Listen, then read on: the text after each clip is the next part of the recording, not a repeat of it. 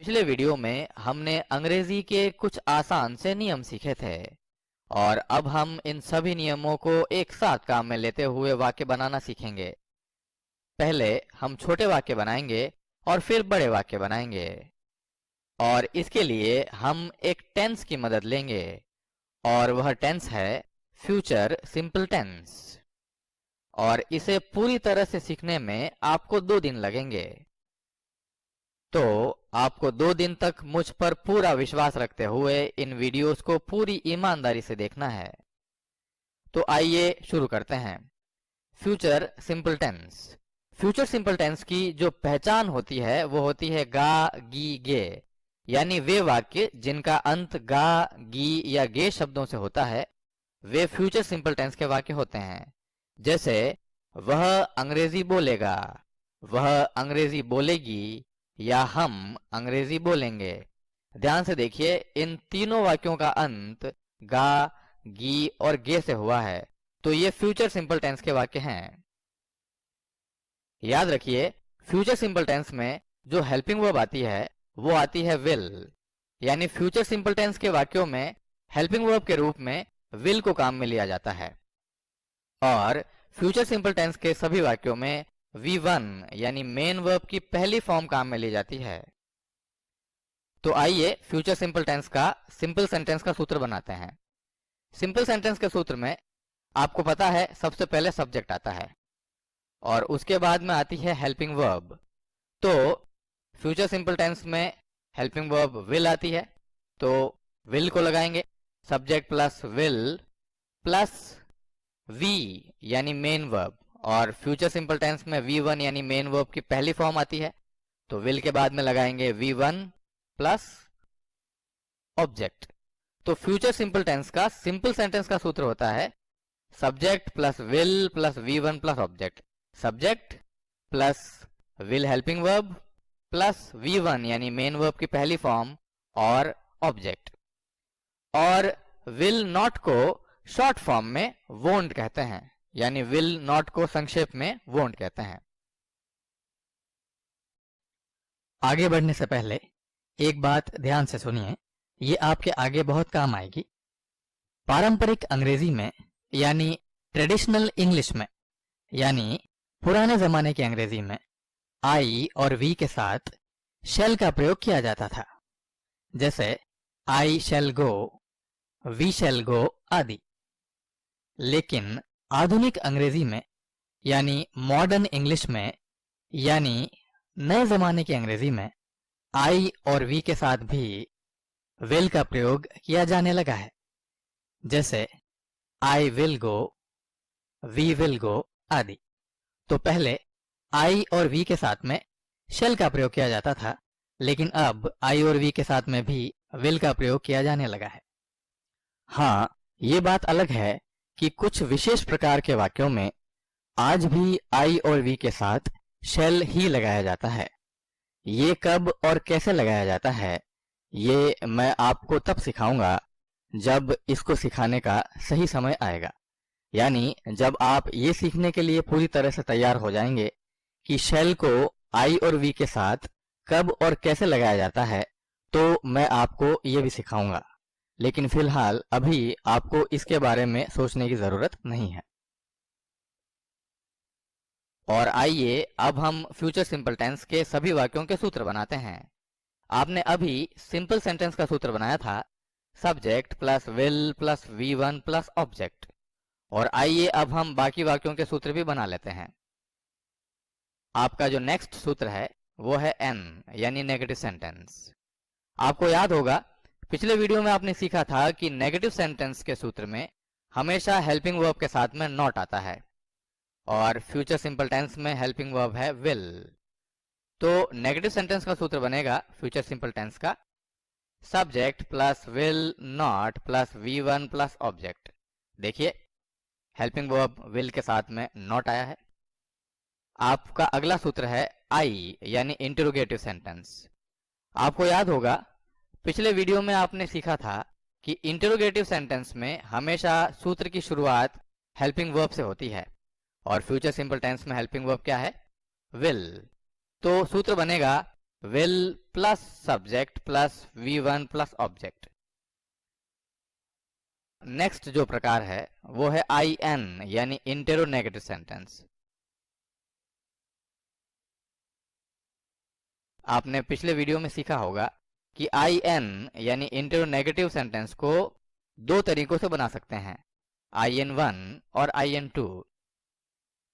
और आपको यह भी याद होगा कि IN1 में सूत्र की शुरुआत हेल्पिंग वर्ब के साथ में नॉट से होती है, यानी will plus not plus subject plus V1 plus object.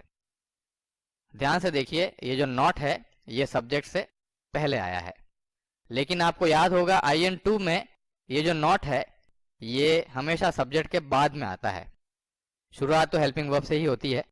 तो फ्यूचर सिंपल टेंस का IN2 यानी इंटेरोनेगेटिव सेंटेंस 2 का सूत्र बनेगा will प्लस सब्जेक्ट, अब नॉट आएगा, देखिए not plus V1 plus object. आपको दोनों का फर्क पता चल गया होगा कि IN1 में नॉट हमेशा सब्जेक्ट के पहले आता है और IN2 में नॉट हमेशा सब्जेक्ट के बाद आता है। नेक्स्ट सूत्र है WI यानी WH इंटरोगेटिव सेंटेंस।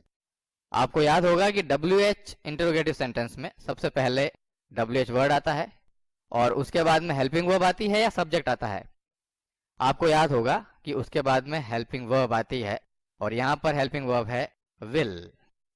तो WH word plus will plus subject plus V1 plus object. और आपके आखिरी जो सूत्र हैं वो है WIN। और आपको ये भी पता है, आपने पिछले वीडियो में सीखा था कि WIN को भी दो अलग अलग तरीकों से बनाते हैं, WIN1 और WIN2।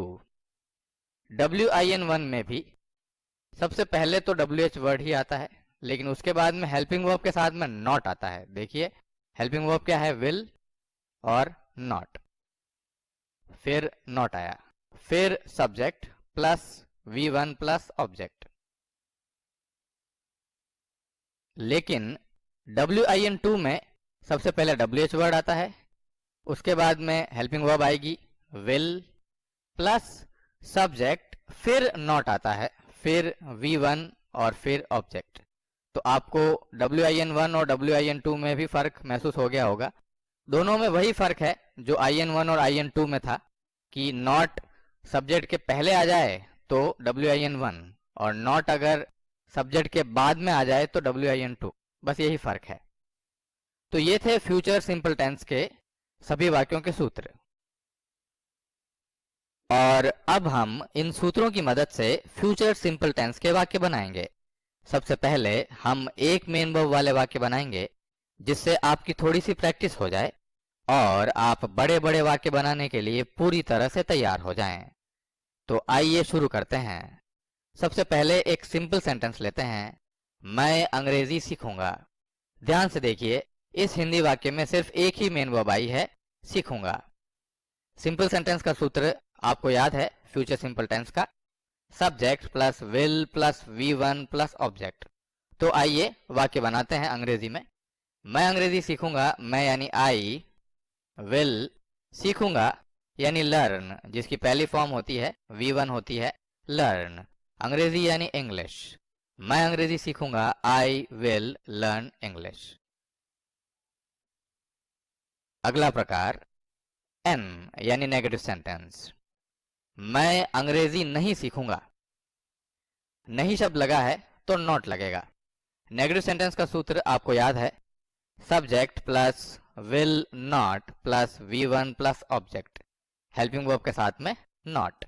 मैं अंग्रेजी नहीं सीखूंगा, वाक्य बनाते हैं, मैं यानी आई विल नॉट सीखूंगा लर्न इंग्लिश। मैं अंग्रेजी नहीं सीखूंगा, I will not learn English. आपको पता है विल नॉट को शॉर्ट फॉर्म में वोंट कहते हैं। तो आप ये वाक्य ऐसे भी बना सकते हैं, आप इस वाक्य को ऐसे भी बना सकते हैं, मैं अंग्रेजी नहीं सीखूंगा, आई वोंट लर्न इंग्लिश। मैं अंग्रेजी नहीं सीखूंगा, I will not learn English, या फिर आई वोंट लर्न इंग्लिश। आपका नेक्स्ट प्रकार आई यानी इंटरोगेटिव सेंटेंस। आपको पता है कि इंटरोगेटिव सेंटेंस में हाँ या ना में जवाब आता है। तो क्या पूछा जाएगा, मैं पूछूंगा क्या तुम अंग्रेजी सीखोगे, क्या तुम अंग्रेजी सीखोगे। ध्यान दीजिए, सिंपल सेंटेंस और नेगेटिव सेंटेंस में जो सब्जेक्ट था वो था मैं यानी आई, लेकिन यहाँ पर सब्जेक्ट चेंज हो गया है, सब्जेक्ट बदल गया है। यहाँ पर सब्जेक्ट आया है तुम, जिसे अंग्रेजी में कहते हैं यू। आपको आई यानी इंटरोगेटिव सेंटेंस का सूत्र पता होगा। सूत्र की शुरुआत हेल्पिंग वर्ब से होती है और फ्यूचर सिंपल टेंस में अभी हेल्पिंग वर्ब क्या है, विल। तो सूत्र है will plus subject plus V1 plus object, और यहाँ पर सब्जेक्ट कौन है, तुम यानी यू। तो वाक्य बनाते हैं, क्या तुम अंग्रेजी सीखोगे, विल यू लर्न इंग्लिश। क्या तुम अंग्रेजी सीखोगे, विल यू लर्न इंग्लिश। मैं अंग्रेजी सीखूंगा, आई विल लर्न इंग्लिश। मैं अंग्रेजी नहीं सीखूंगा, I will not learn English या आई वोंट लर्न इंग्लिश। क्या तुम अंग्रेजी सीखोगे, विल यू लर्न इंग्लिश। अगला प्रकार आई एन यानी इंटरोनेगेटिव सेंटेंस। आपको याद होगा कि इंटरोनेगेटिव सेंटेंस में हाँ या ना में जवाब वाले प्रश्न भी होते हैं और नॉट भी आता है। और आपने अभी आई यानी इंटरोगेटिव सेंटेंस में पूछा था क्या तुम अंग्रेजी सीखोगे, तो आई एन यानी इंटरोनेगेटिव सेंटेंस में आप क्या पूछोगे, आप पूछोगे क्या तुम अंग्रेजी नहीं सीखोगे। सिर्फ नहीं का यानी नॉट का ही तो फर्क है दोनों में, क्या तुम अंग्रेजी नहीं सीखोगे। और आपको याद है कि आई एन यानी इंटरोनेगेटिव सेंटेंस को अंग्रेजी में दो तरीकों से बनाते हैं। पहला तरीका है IN1, और आपको पता है कि IN1 में नॉट हमेशा सब्जेक्ट के पहले आता है। तो IN1 का सूत्र आपको याद है, will not plus subject plus V1 plus object. तो आइए सबसे पहले IN1 से इस वाक्य को बनाते हैं, क्या तुम अंग्रेजी नहीं सीखोगे, विल नॉट तुम यानी यू सीखोगे लर्न अंग्रेजी यानी इंग्लिश। क्या तुम अंग्रेजी नहीं सीखोगे, will not you learn English.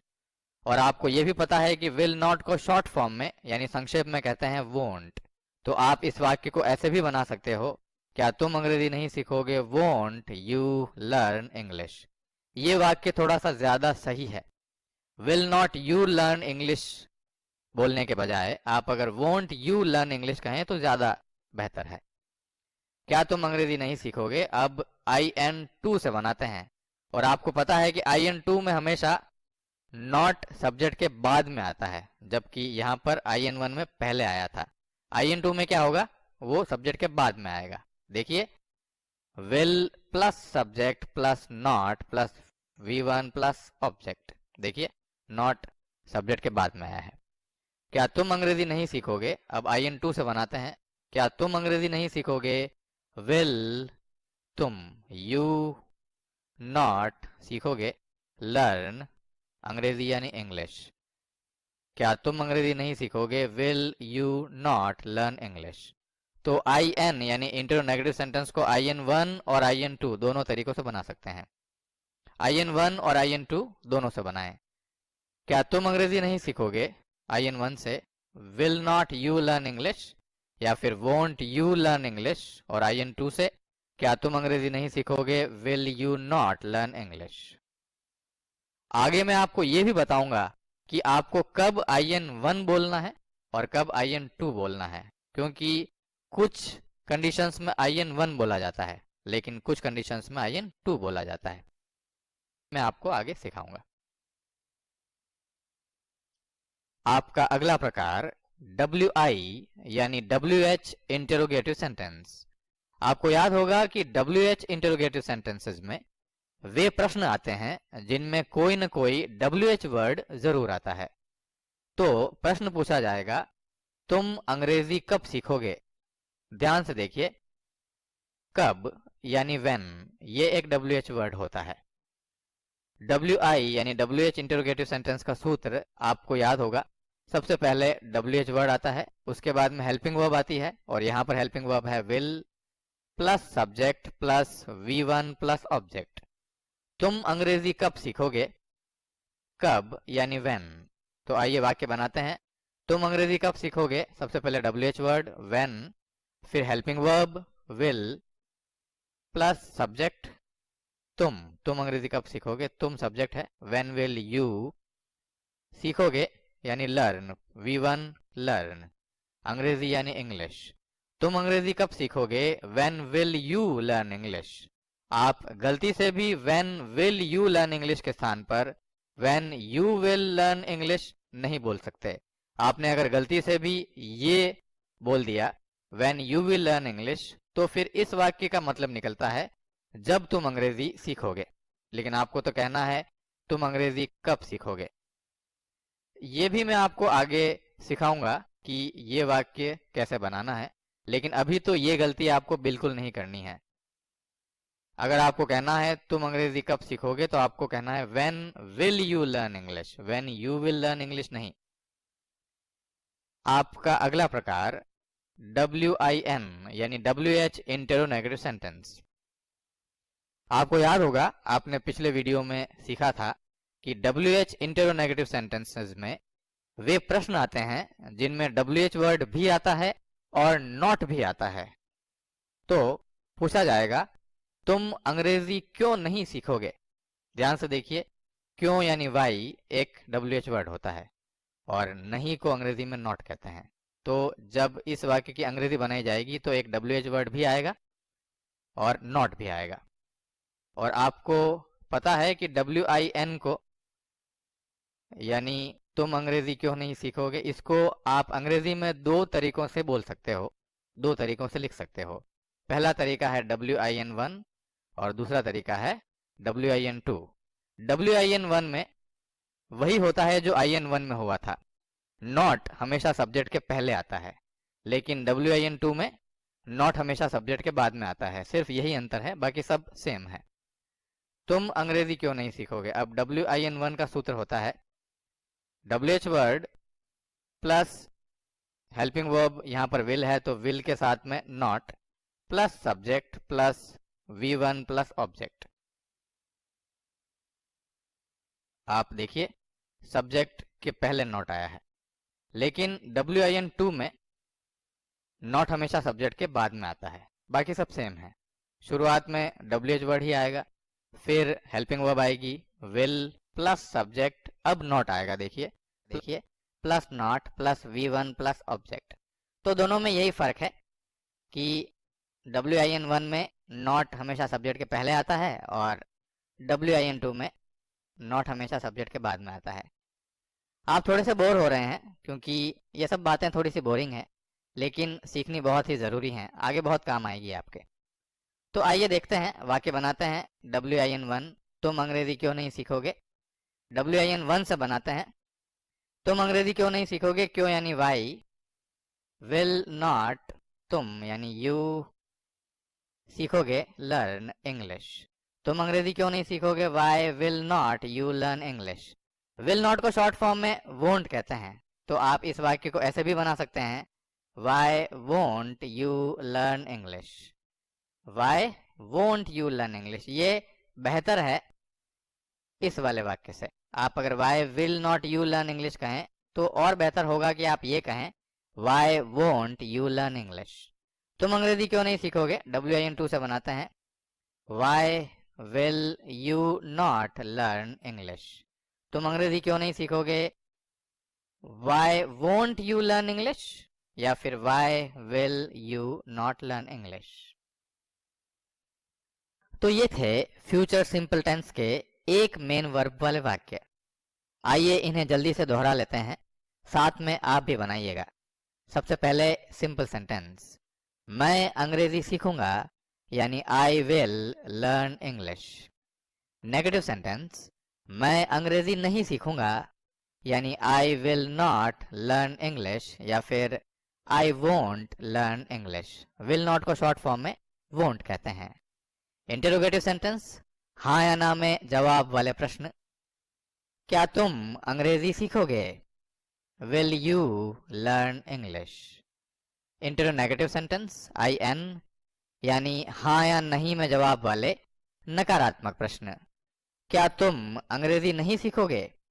IN1 से बनाएं तो will not you learn English या फिर विल नॉट का शॉर्ट फॉर्म लगाएं वोंट यू लर्न इंग्लिश, और IN2 से बनाएं तो क्या तुम अंग्रेजी नहीं सीखोगे, will you not learn English.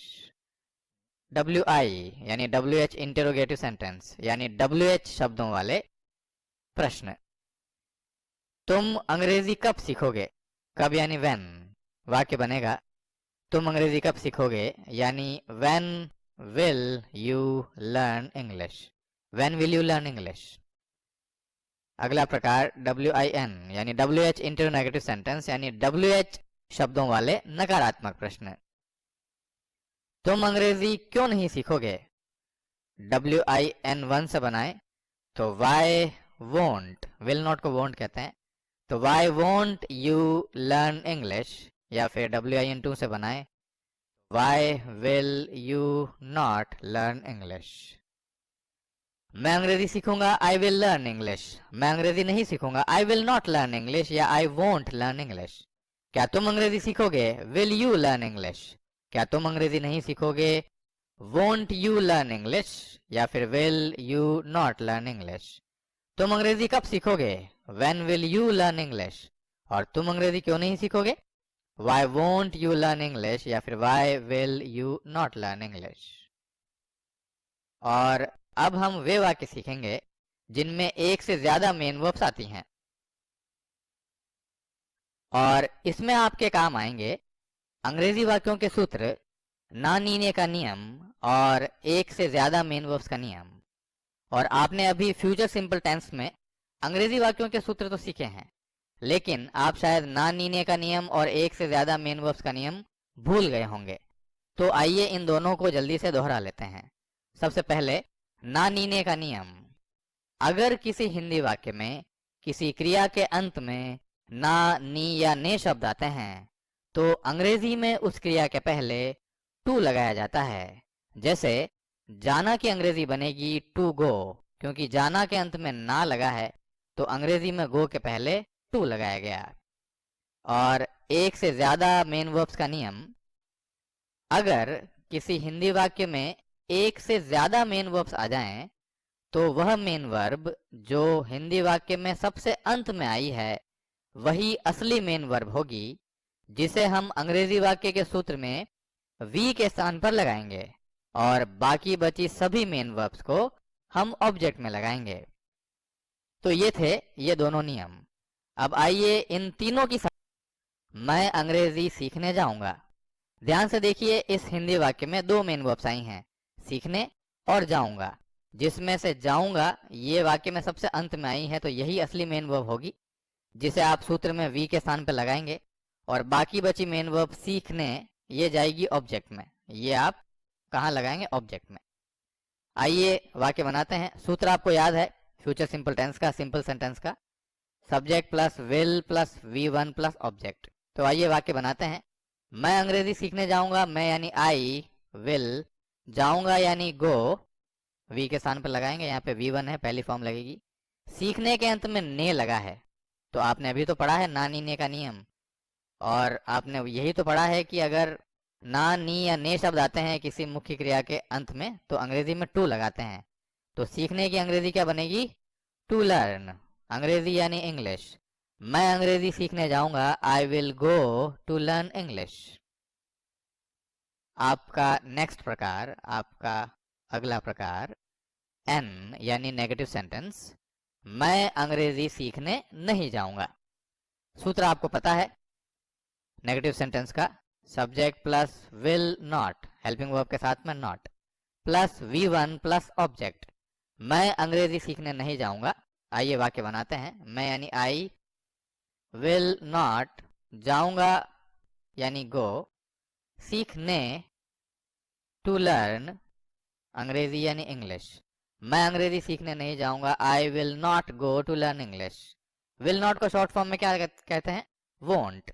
तो वाक्य ऐसे भी बन सकता है, I won't go to learn English. मैं अंग्रेजी सीखने नहीं जाऊंगा, I will not go to learn English, या फिर I won't go to learn English. अगला प्रकार इंटरोगेटिव सेंटेंस, हाँ या ना में जवाब आता है। देखिए, क्या तुम अंग्रेजी सीखने जाओगे, क्या तुम अंग्रेजी सीखने जाओगे। वाक्य बनेगा विल प्लस सब्जेक्ट, ये सूत्र है, will plus subject plus V1 plus object. सूत्र की शुरुआत हेल्पिंग वर्ब से होती है। क्या तुम अंग्रेजी सीखने जाओगे? अब यहाँ पे सब्जेक्ट जो है वो आया है तुम यानी यू, तो वाक्य बनाएंगे। आइए बनाते हैं। क्या तुम अंग्रेजी सीखने जाओगे? विल यू गो, जाओगे गो, सीखने टू लर्न इंग्लिश। क्या तुम अंग्रेजी सीखने जाओगे? Will you go to learn English. मैं अंग्रेजी सीखने जाऊंगा, I will go to learn English. मैं अंग्रेजी सीखने नहीं जाऊंगा, I will not go to learn English, या फिर I won't go to learn English. क्या तुम अंग्रेजी सीखने जाओगे? Will you go to learn English. आपका अगला प्रकार आई एन यानी इंटेरोनेगेटिव सेंटेंस, यानी हाँ या नहीं में जवाब वाले नकारात्मक प्रश्न। वाक्य बनेगा क्या तुम अंग्रेजी सीखने नहीं जाओगे? ध्यान से देखिए, इस वाक्य में भी दो मेन वर्ब्स आई हैं, सीखने और जाओगे, जिसमें से जाओगे यही असली मेन वर्ब है। अब इस हिंदी वाक्य को आप अगर IN1 से बनाएं तो आपको सूत्र पता है, will not plus subject plus V1 plus object. ये फ्यूचर सिंपल टेंस का IN1 का सूत्र है। आइए इस सूत्र के अनुसार हम अंग्रेजी बनाते हैं। क्या तुम अंग्रेजी सीखने नहीं जाओगे?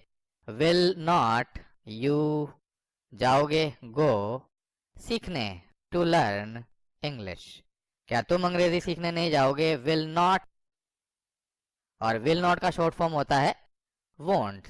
विल नॉट को शॉर्ट फॉर्म में वोंट कहते हैं, तो आप ये भी बना सकते हैं won't you go to learn English. क्या तुम अंग्रेजी सीखने नहीं जाओगे? ये ज्यादा बेहतर है, मैं आपको बार बार यही कह रहा हूँ, won't you go to learn English. क्या तुम अंग्रेजी सीखने नहीं जाओगे? Will not you go to learn English, या फिर won't you go to learn English. और आप अगर IN2 से बनाएं तो सूत्र आपको पता है, नॉट सब्जेक्ट के बाद में आता है IN2 में, तो सूत्र बनेगा will plus subject plus not plus V1 plus object. अब इस सूत्र से बनाते हैं वाक्य। क्या तुम अंग्रेजी सीखने नहीं जाओगे? Will you not go to learn English. क्या तुम अंग्रेजी सीखने नहीं जाओगे? Will you not go to learn English. आपका नेक्स्ट प्रकार WI। इसमें कोई ना कोई WH वर्ड जरूर आता है, क्योंकि ये WH वर्ड वाले प्रश्न होते हैं। वाक्य देखिए, तुम अंग्रेजी सीखने कहाँ जाओगे? तुम अंग्रेजी सीखने कहाँ जाओगे? कहाँ यानी वेयर, और वेयर एक WH वर्ड होता है।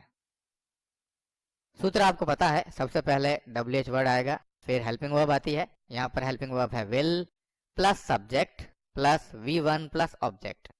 तुम अंग्रेजी सीखने कहाँ जाओगे? कहाँ यानी वेयर। आइए वाक्य बनाते हैं। Where will you go to learn English. तुम अंग्रेजी सीखने कहाँ जाओगे? Where will you go to learn English. आपका अगला प्रकार WIN यानी WH इंटेरोनेगेटिव सेंटेंस, यानी WH शब्दों वाले नकारात्मक प्रश्न। वाक्य देखिए, तुम अंग्रेजी सीखने क्यों नहीं जाओगे?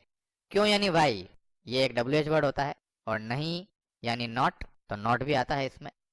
अब आप अगर इसको WIN1 से बनाएंगे तो सबसे पहले आपको सूत्र पता है, सबसे पहले आता है WH वर्ड, फिर will not plus subject plus V1 plus object. तुम अंग्रेजी सीखने क्यों नहीं जाओगे? वाक्य बनाते हैं। क्यों यानी why, will not you go, जाओगे, सीखने, टू लर्न, अंग्रेजी यानी इंग्लिश। तुम अंग्रेजी सीखने क्यों नहीं जाओगे? Why will not you go to learn English. Will not को शॉर्ट फॉर्म में क्या कहते हैं? वोंट। तो ये भी बन सकता है why won't you go to learn English. तुम अंग्रेजी सीखने क्यों नहीं जाओगे? WIN1 से why will not you go to learn English, या why won't you go to learn English. और WIN2 से बनाए तो बनेगा, सूत्र में आपको पता है कि नॉट को सब्जेक्ट के बाद में लगाया जाता है, बाकी सब सेम होता है। देखिए, WH word plus will plus subject plus not plus V1 plus object. अब वाक्य बनाते हैं। तुम अंग्रेजी सीखने क्यों नहीं जाओगे? क्यों यानी why, why will you not go to learn English? तुम अंग्रेजी सीखने क्यों नहीं जाओगे? Why will you not go to learn English. तो तुम अंग्रेजी सीखने कहाँ जाओगे? Where will you go to learn English. गलती से भी आप where will you go to learn English के स्थान पर where you will go to learn English मत बोल दीजिएगा, क्योंकि अगर आपने गलती से भी where will you go to learn English के स्थान पर where you will go to learn English बोल दिया तो उसका मतलब निकलेगा जहां तुम अंग्रेजी सीखने जाओगे। कहाँ नहीं निकलेगा, जहां निकलेगा। वो मैं आपको आगे सिखाऊंगा वो कैसे बनता है। और WIN1 तुम अंग्रेजी सीखने क्यों नहीं जाओगे? तो why will not you go to learn English, या फिर why won't you go to learn English, या फिर why will you not go to learn English.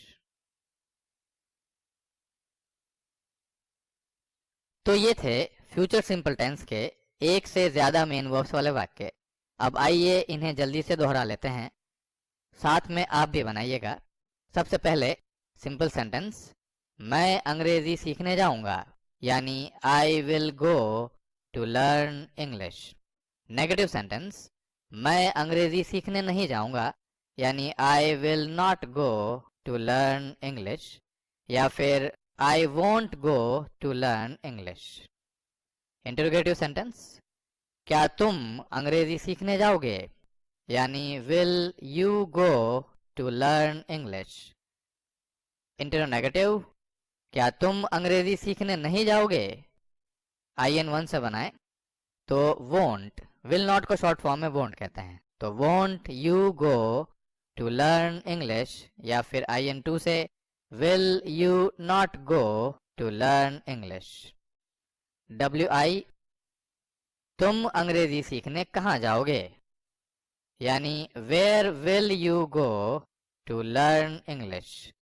WIN, तुम अंग्रेजी सीखने क्यों नहीं जाओगे, WIN1 से बनाए तो वाई वोंट, विल नॉट को वोंट कहते हैं, तो why won't you go to learn English, या फिर WIN2 से बनाए तो why will you not go to learn English. फिर से देखिए, मैं अंग्रेजी सीखने जाऊंगा, I will go to learn English. मैं अंग्रेजी सीखने नहीं जाऊंगा, I will not go to learn English, या I won't go to learn English. क्या तुम अंग्रेजी सीखने जाओगे, will you go to learn English. क्या तुम अंग्रेजी सीखने नहीं जाओगे, won't you go to learn English, या फिर will you not go to learn English. तुम अंग्रेजी सीखने कहाँ जाओगे, where will you go to learn English. तुम अंग्रेजी सीखने क्यों नहीं जाओगे, तो why won't you go to learn English, या why will you not go to learn English. और अगर आपकी अंग्रेजी बहुत कमजोर है तो आपको ये वीडियो 2 बार देखना है। आपने अभी जो वीडियो देखा है, अगर आपकी अंग्रेजी बहुत कमजोर है या फिर आप ये सब पहली बार पढ़ रहे हैं तो आपको ये वीडियो जरूर देखना है 2 बार। और ध्यान से सुनिए, अगले वीडियो में हम अंग्रेजी वाक्यों के सूत्र, ना नीने का नियम, एक से ज्यादा मेन वर्ब्स का नियम और गेट के नियम एक साथ काम में लेते हुए अंग्रेजी सीखेंगे। यह वीडियो आपको कैसा लगा मुझे कमेंट करके जरूर बताइएगा। और हाँ, इस वीडियो को जितना हो सके लाइक और शेयर कीजिए और मेरे इस छोटे से प्रयास में मेरा साथ दीजिए। वीडियो को देखने के लिए आपका